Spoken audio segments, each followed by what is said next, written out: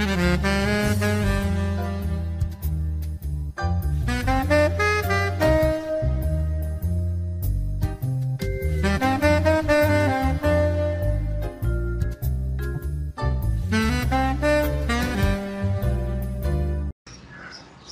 amis, chers auditeurs, bonjour. Monique Nakache à l'antenne pour Paris Culture et Spectacle, Voix plurielle et CKCU à Toronto.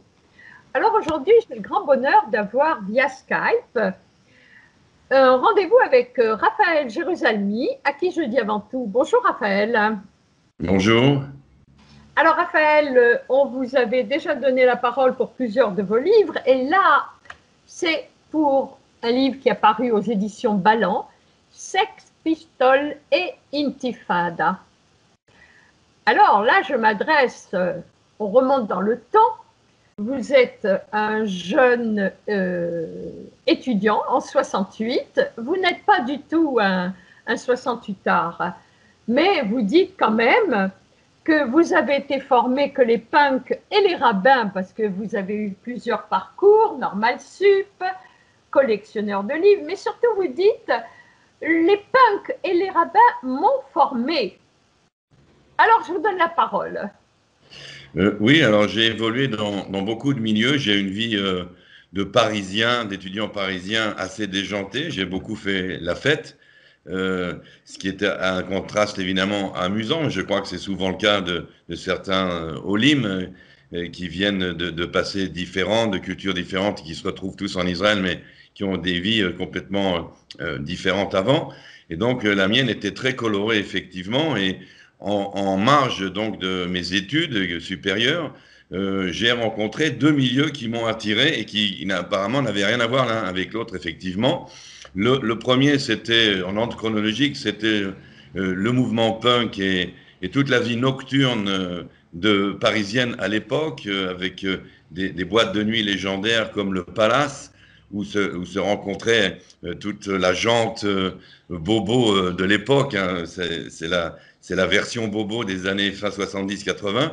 Et là, j'ai effectivement évolué dans un mouvement qui était d'une grande créativité artistique, musicale, même dans la mode, dans le design, et puis qui avait quand même un message. Le punk, c'était un message, c'était une sorte de révolte, comme chaque génération de jeunes a son message de révolte, comme les hippies l'ont eu aussi à leur époque, ou les skinheads. Donc, moi, c'était ce mouvement-là qui m'avait énormément intéressé. Mais parallèlement, grâce à un ami qui avait fait en fait la tchouva, qui avait évolué dans les mêmes milieux que moi, mais qui avait vu Dieu, dirons-nous, et il avait commencé à étudier à la yeshiva du Marais, de Saint-Paul du Marais, qui était tenue à l'époque par le grand et vénéré Rav Rothenberg. Et donc, il m'avait dit un jour, mais viens voir, et tu vas voir, c'est génial, c'est intéressant, on a étudié le Talmud, la Torah. Et moi qui savais de mon judaïsme juste que j'étais jérusalemi et juif, je ne connaissais rien du tout du judaïsme, ma famille était laïque. Et donc, je me suis dit, peut-être effectivement, ça serait intéressant d'aller y voir. Et là, j'étais évidemment absolument baba, à quel point, et surtout pour un étudiant, un normal sup ou à la Sorbonne, imaginez-vous que lorsqu'on vous enseigne la philosophie, par exemple, eh bien, c'est les Grecs, c'est les Romains, c'est Descartes. On parle très très peu du judaïsme, alors que le judaïsme, c'est la philosophie par excellence. Et donc, je découvre ce monde du judaïsme, du Talmud, de la Torah. Je ne suis pas devenu religieux pour autant comme mon ami qui avait fait la tchouva, mais j'étais extrêmement impressionné et j'ai découvert qu'on pouvait avoir effectivement plusieurs cordes à son arc, qu'on pouvait vivre plusieurs expériences vitales à la fois. Et donc, le grand rabbin Rothenberg lui-même, hein, qui était une éminence religieuse, savait très bien qu'à la fin des cours de Talmud, de sa yeshiva, j'allais au palace danser avec les punks. Quelle ouverture d'esprit, c'est magnifique. Hein? Exactement. Mais je savais déjà que j'allais faire mon alia. Enfin, tout ça, c'était en attendant. Donc, je me formais, je m'exposais à toutes ces choses-là. Mais j'avais déjà, comme vous l'avez dit, j'étais 68, je l'ai fait comme tous les jeunes de mon époque, bien sûr. J'ai aussi cassé des chaises ou des vitres dans mon lycée. Mais moi, je suis un 67ard, c'est-à-dire juin 67, justement. On est en train de fêter maintenant l'anniversaire. tout à fait. et de la guerre des 6 jours. Et effectivement, j'avais 13 ans à l'époque, et tout simplement en regardant, en voyant à la télévision les soldats de Tsahal sur leurs tanks dans le Sinaï se battre pour défendre Israël, là, j'ai dit, c'est ça que je veux devenir, je veux être comme eux. Un petit peu comme un enfant qui voudrait être cow-boy ou astronaute, ben moi, je voulais être un soldat de Tsahal. Et c'était mon rêve, j'ai fait mes études pour faire plaisir à mes parents, comme on dit. La différence, c'est que vous avez vraiment abouti à l'application de votre rêve. Exact. Et donc, on arrive à l'Alia, on arrive en Israël, on arrive avec la Théouda Zéhout, votre nouvelle carte d'identité. Vous êtes un homme neuf, un Israélien qui se crée, et vous entrez donc dans un centre d'intégration, apprentissage de l'hébreu, et vous avez vraiment gravi les échelons très vite. Oui, lorsqu'on lit ce livre, il y a beaucoup d'aventures, il y a énormément de choses qui paraissent tenir dans un court laps de temps, dans une seule vie. Et là, je dois dire que de temps en temps, il faut un peu de mazel, hein, un peu de chance.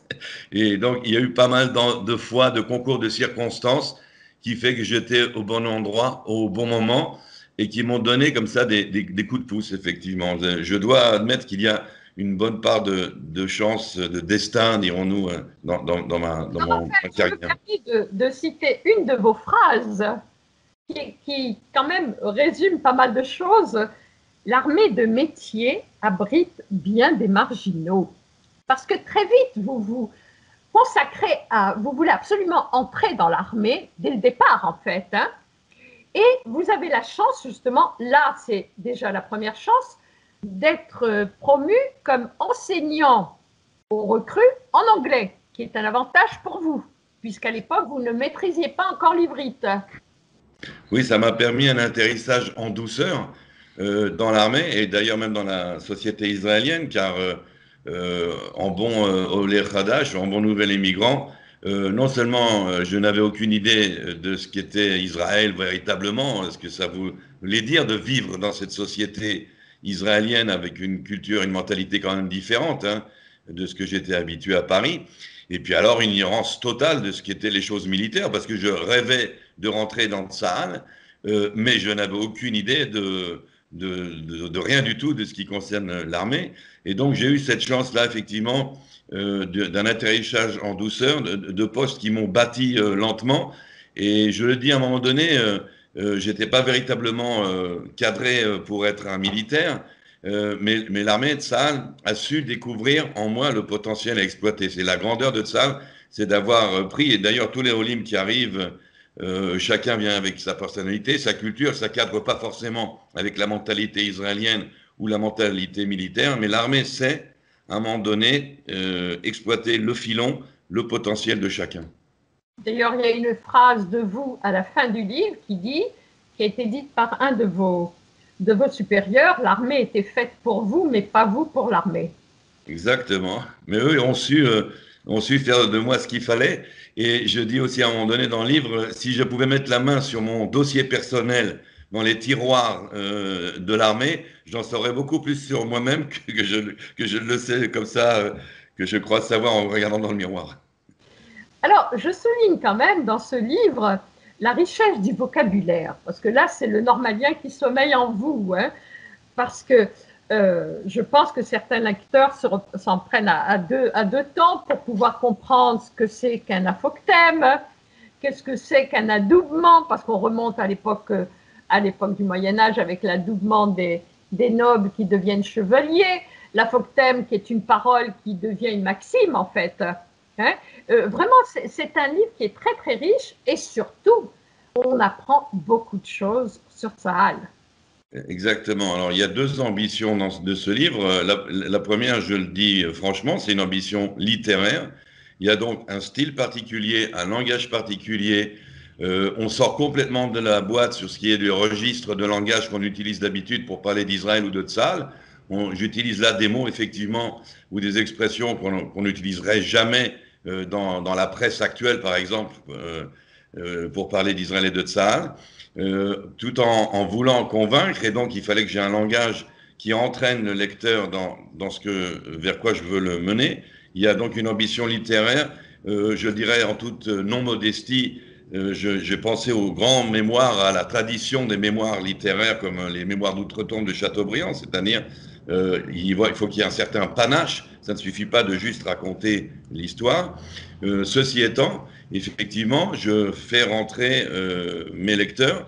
D'abord, c'est un livre aussi d'aventure, mais à travers ces aventures, à travers ces anecdotes, je les fais rentrer dans le véritable Tzal, dans le Tzal qui est hors les clichés, hors toutes les bêtises qu'on peut raconter sur Tzal. Je lui fais surtout découvrir ce qui est ma marotte dans tous mes romans. Là, c'est véridique, mais dans toutes mes fictions, la petite histoire par rapport à la grande histoire, les coulisses, le terrain, car c'est là que se cache la vérité des hommes, la vérité de notre avenir dans cette région, le Proche-Orient. C'est pas dans les grands titres des journaux, c'est pas dans les livres d'histoire, c'est dans la petite histoire et dans les anecdotes que j'ai eu le privilège de vivre et que donc je raconte parce qu'elles permettent d'avoir effectivement un immense espoir dans l'avenir et dans l'homme, malgré les moments de violence, de conflit comme on en a eu justement récemment. Eh bien, il y a toujours cette étincelle humaine qui me fait garder espoir et qu'on trouve surtout dans une carrière militaire puisqu'on est exposé à des moments un peu quand même exceptionnels où ressortent, voilà, des moments chocs où doivent ressortir. Mais bon, il y a aussi le côté quand même agréable, je dirais, du livre qui est effectivement un livre de tribulation, un livre sur le renseignement militaire. C'est quoi un officier du renseignement militaire? Qu'est-ce qu'il fait toute la journée? Et pourquoi un jour il est en costume cravate et le lendemain en jean troué? Pourquoi il est invité à un cocktail d'une ambassade et le lendemain il passe une frontière sous une fausse identité? C'est extrêmement varié. C'est pour ça que j'ai beaucoup aimé ce travail. Et alors, puis, rapport Raphaël, avec... Oui, il y a pardon. aussi beaucoup d'humour. Je voudrais quand même avancer parce que, par exemple, en page 45, quand vous arrêtez ce rebelle, ce shérif, que vous appelez shérif, qui est un peu dans les vapes et qui vous demande où suis-je, et vous lui répondez à Téhéran. Je trouve que le roman joue à Haïfa, oui. Il lui dit qu'il est est à Téhéran. parsemé de pas mal d'humour. Oui, D'accord? il en faut. Il en faut. Et puis alors là, vous entrez dans l'armée de métier, dans la Keva, d'accord? Et il y a plein de plusieurs épisodes dont on ne peut pas détailler parce que le temps qui nous est imparti est relativement court. Mais par exemple, quand vous parlez de la formation, la marche dans la nuit avec les 5 cailloux que vous devez repérer, vous n'êtes guidé que par la lune en fait. Et puis on arrive, Gaza, c'est plus chaud, d'accord? Des patrouilles dans Gaza. D'ailleurs, j'étais étonnée, je ne savais pas que, vous en parlez avec beaucoup d'émotion d'ailleurs, il y a en page 64, si vous permettez, Raphaël, page 64, alors, j'aimerais bien lire un passage, à moins que vous ayez le livre et que vous puissiez le lire. Moi, j'ai le livre, mais je ne sais pas si c'est la même page 64 que la vôtre. Au fil des ans, les séjours à Gaza, à Naplouse, au sud Liban, m'ont fait mieux connaître cet autre hégélien avec lequel il faut bien compter, sans condescendance, sans la bénignité des âmes secourables qui nous font si gentiment l'aumône de la paix. Lors de la première intifada, la seule qui fut vraiment spontanée, nous n'avons pas compris tout de suite que la rue palestinienne nous interpellait, qu'elle nous conviait à un franc face-à-face plutôt que de passer par des émissaires véreux. C'était avec eux, les lanceurs de crachats et de pierres, que nous aurions dû négocier alors. Et je trouve ça très important parce que c'est vraiment le contact pour le lecteur avec la réalité. Oui, c'est un des aspects donc un peu hors de la boîte que je décris, hors des clichés, c'est-à-dire notre rapport avec nos voisins arabes et les Palestiniens. Ça m'agace toujours ce pro-palestinisme bien pensant, condescendant, je dirais, judéo-chrétien d'aujourd'hui, très à la mode, mais en vérité, c'est pas du tout ça l'histoire. L'histoire, c'est l'histoire d'une coexistence et d'une acceptation de l'autre avec ses différences. C'est tous les problèmes que ça inclut. et c'est d'une façon qui n'est pas du tout condescendante ou bien pensante. On est d'égal à égal. Mon rapport, même en tant qu'occupant, entre guillemets, avec les gens de Gaza, était un rapport d'égal à égal, de face à face, avec un effort réel de compréhension de l'autre et de voir comment, parce que nous sommes condamnés, entre guillemets, à vivre ensemble. Donc, que ça nous plaise ou non, il va falloir trouver la solution. Et je pense que là, il rentre en jeu des ingrédients qui ne sont pas les ingrédients qu'on vous propose très gentiment avec beaucoup de sucre, de confiseur autour, mais qui ne font pas avancer les choses. Donc, des ingrédients que je donne, donc, mais qui sont en fait des ingrédients que je n'invente pas. C'est mon expérience, c'est le contact à force et à force. Le Moyen-Orient, c'est quelque chose dont il faut s'imbiber, qu'il faut apprendre à connaître. C'est une mentalité complètement différente de la nôtre. Et donc, c'est seulement au bout de beaucoup d'expériences, beaucoup d'années, qu'on peut commencer à estimer, comprendre la mentalité de nos voisins et pouvoir dialoguer avec eux d'une façon que eux nous comprennent de retour. Et c'est ça que malheureusement dans le monde occidental on perçoit pas toujours. Et j'essaie donc d'entraîner le lecteur avec moi dans un parcours qui a été le mien. Et je lui fais un raccourci, je l'emmène, je le mets face à ce Palestinien. Alors, Raphaël, je voudrais lire en page 78 ce que dit un grand-père, donc palestinien à l'américain dans le camp de Nabatie, qui l'interroge, non, de Djebalia. L'Américain demanda au grand-père pourquoi il avait abandonné sa demeure en 1948 plutôt que d'y rester. Ceux de ses frères arabes qui n'avaient pas mis la clé sous le paillasson à Haïfa, en Galilée, à Jérusalem, n'avaient-ils pas fait un meilleur choix que le sien? La réponse du grand-père fut claire. J'aimerais revenir dans ma maison à Sfat. Pourtant, si vous me la redonniez aujourd'hui, je n'en voudrais pour rien au monde. Ce que je veux, c'est la retrouver comme elle était avant, sans voisins juifs autour. Quand il n'y en aura plus, quand ils seront tous partis, alors j'y reviendrai. Ce livre, vous l'avez écrit avant les émeutes que nous avons vécues il y a 3 semaines, un mois. Ça interpelle. C'est toujours d'actualité. Oui, alors le plus intéressant dans cette anecdote, c'est que nous sommes dans un camp de réfugiés à Djebalia. Moi, je suis en uniforme avec des étrangers qui veulent voir, comprendre comment vivent les Palestiniens à Djebalia. Et ce grand-père qui est un peu extrémiste, dirons-nous, ou antisioniste, je suis en face de lui avec sa petite fille sur mes genoux, qui joue avec moi.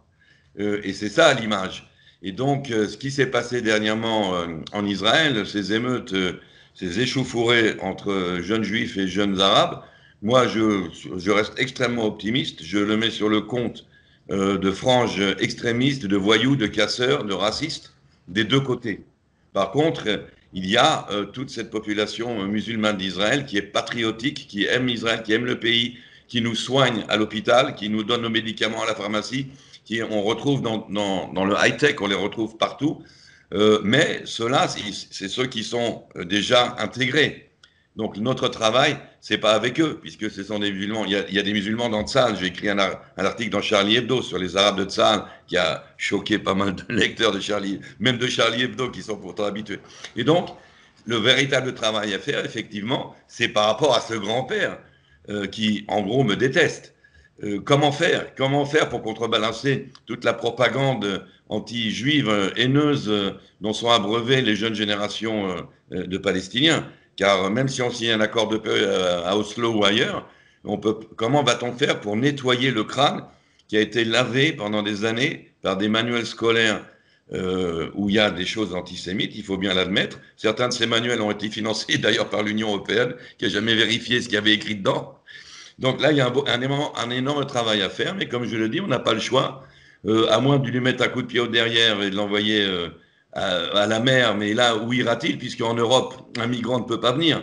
Donc il faudra qu'il aille dans un camp de réfugiés en Turquie, hein, parce que les gens bien pensants de Paris qui vont aux manifs pro-palestiniennes ne vont pas l'accueillir chez lui, à la maison. Ils vont le mettre chez Erdogan.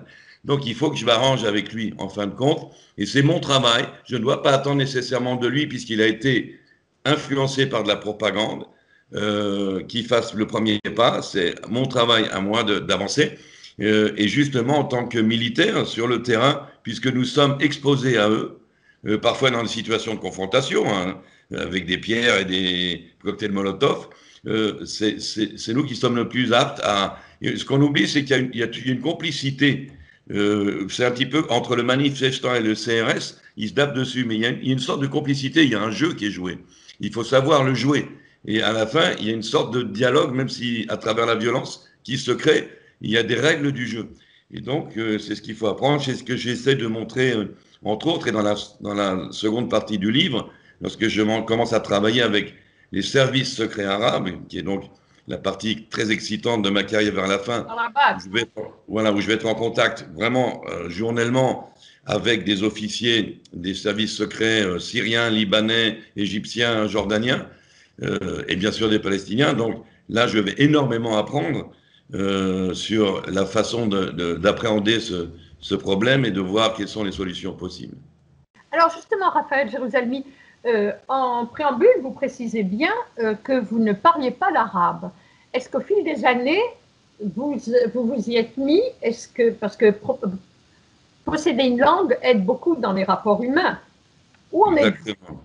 Alors, je ne parle pas l'arabe pour deux raisons. D'abord, en Israël, l'arabe est la deuxième langue, hein, Oui. en Israël. Bon, moi, je trouve que c'est très bien, mais enfin, l'hébreu suffit. J'ai beaucoup étudié comment être un as de la négociation. Et une des supériorités que j'ai trouvées dans la négociation, c'est que je parlais l'anglais mieux que mes collègues arabes. Et donc, ça me donnait d'emblée une supériorité sur eux. Alors que si j'avais bredouillé de l'arabe pour leur faire plaisir, j'aurais été en position d'infériorité dans la négociation. J'aurais pas toujours bien compris ce qu'ils veulent. Et puis, j'aurais écorché leur langue s'ils n'auraient pas fait nécessairement plaisir. Et donc, je me suis retrouvé à parler un anglais meilleur que le leur. Et parfois, ils m'ont même donné des OK, des acceptations juste pour ne pas avouer qu'ils n'avaient rien compris et qu'ils ne parlaient pas bien l'anglais. Donc, c'était une supériorité de négociation. Ceci étant, comme je n'avais pas le temps physiquement d'apprendre la langue, parce qu'aujourd'hui, par exemple, dans l'unité 8200, il y a ce qu'on appelle des immersions. En 2-3 mois, vous savez parler l'arabe parfaitement, vous êtes en immersion pendant 2-3 mois. Vous dormez en écoutant de l'arabe. J'avais pas le temps de ça, et donc on m'avait donné une brave dame d'origine irakienne, une juive d'origine de Bagdad, de la haute société juive de Bagdad. Elle avait à peu près 80 piges. Elle m'a enseigné un arabe tellement littéraire, tellement beau, qu'aucun arabe ne comprenait ce que je lui disais. Donc à la fin, j'ai laissé tomber. Et puis comme je travaillais avec des pays arabes différents, il fallait des arabes différents avec des accents différents. Et je m'emmêlais les pédales et je disais Jamel, là il faut dire Gamal, et l'inverse. Donc ça ne marchait pas de toute façon. Gamel ou Jamel, il y a de très belles histoires en arabe justement sur les patois, parce que ce sont des patois. Alors, tout le long de ce livre, il y a des chapitres particulièrement truculents. On ne va pas pouvoir tous les détailler, mais j'ai presque envie de vous demander, vous nous racontez l'histoire de ce prince thaïlandais? Oui, alors... Il réservé carrément des toilettes particulières. C'était très amusant dans la mesure où c'était la première fois, historiquement, depuis la création de l'État d'Israël, que venait une personnalité royale en visite en Israël. Et là, sur le plan du protocole, lorsqu'on on parle de royauté, le protocole est complètement différent de ce qu'on est habitué en général. Il y a des tas de règles, de choses à faire. Et en plus, avec les Thaïlandais, par exemple, le prince héritier de Thaïlande représente le roi à l'étranger. Le roi de Thaïlande, une fois qu'il est intronisé, n'a pas le droit de voyager à l'étranger. Il reste dans son pays jusqu'à la fin de ses jours. Et donc, le prince est le roi à l'étranger. Et un exemple, par exemple, il doit être toujours assis plus haut que les autres. Dans une réunion, il doit être assis toujours plus haut.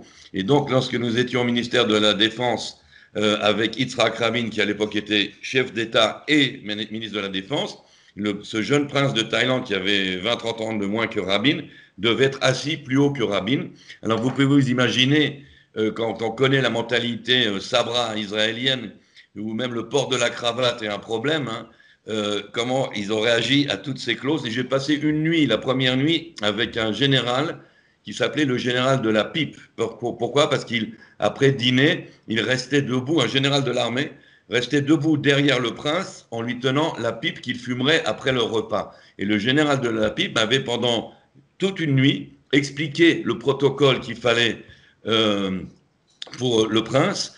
Et moi, j'ai passé encore 2-3 heures pour aller expliquer ça au chef du protocole du ministère des Affaires étrangères d'Israël. Alors imaginez-vous qu'à un moment donné, on a visité une unité du Nahal. Hein. Le Nahal, c'est les soldats paysans, parce que les Thaïlandais ont copié ce modèle du Nahal chez eux, en Thaïlande, en envoyant des jeunes qui faisaient leur service militaire plus de l'agriculture dans les zones éloignées de Thaïlande. Et donc, en visitant cet endroit dans l'Arava, en plein désert, eh bien, il y avait 2 toilettes hein, pour tout le camp du Nahal, une pour les garçons, une pour les filles. Eh bien, tout le monde est allé aux toilettes, inclus donc les généraux de l'armée israélienne, dans une seule toilette, l'autre étant uniquement réservée à l'invité de marque. Alors, pour terminer sur une note très positive, car il ne faut pas oublier quand même la vie privée de Raphaël Jérusalemi et la famille, il y a un épisode qui m'a beaucoup ému, ça a été la bat mitzvah de Rachel, votre fille. Oui, alors ce que j'ai voulu dans le livre, c'est effectivement, si déjà je vous introduis dans le milieu secret de l'armée, et dans les services secrets, et dans les coulisses, je vous introduis aussi dans ce que c'est un officier de Tsahal, c'est-à-dire c'est aussi un homme, c'est qu'on oublie souvent de le rappeler. Et donc, je montre ce côté humain et comment il y a une interaction entre la vie privée et la profession.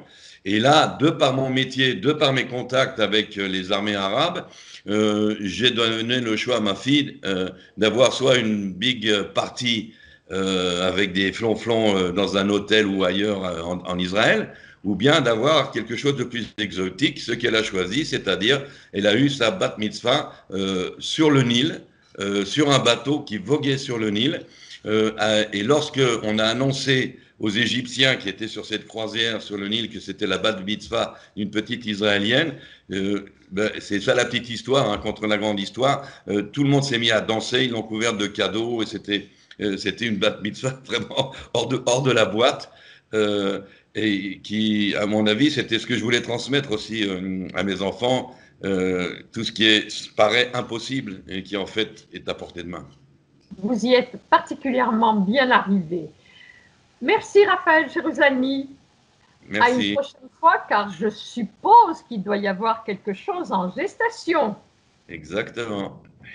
Quant à moi, chers amis, je vous dis à la semaine prochaine. Monique Nakache pour Paris Culture et Spectacle, Voix plurielle et CKCU.